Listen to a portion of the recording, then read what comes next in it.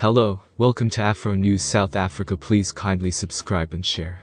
Turn the notification on so you would be notified each time we upload a new video.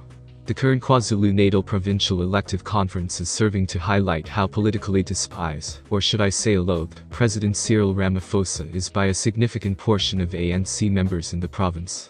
While President Ramaphosa was expected to close the conference this evening, it has since been confirmed that due to other equally demanding commitments, he will not be able to attend the event.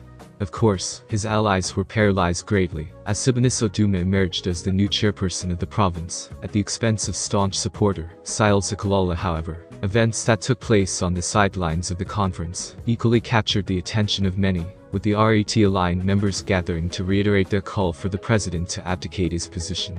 Edward Zuma, the controversial son of former President Jacob Zuma, was at the forefront of the mini-protest, where he addressed the reporters about his message.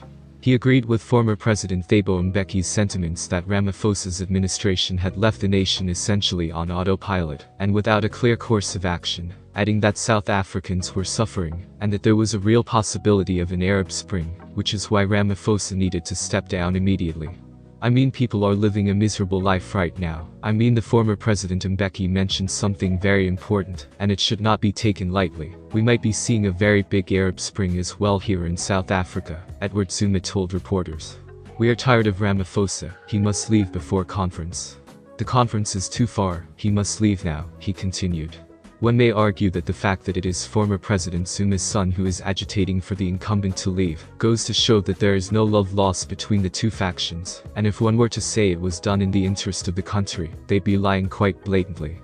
The mobilization against Ramaphosa is the ultimate plan for the RET brigade, to prevent him from getting re-elected at the eagerly anticipated ANC 55th National Elective Conference in December.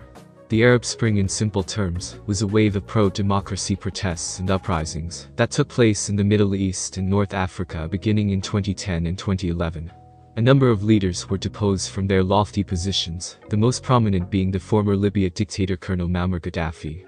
What do you make of Edward's remarks about the material condition in the country?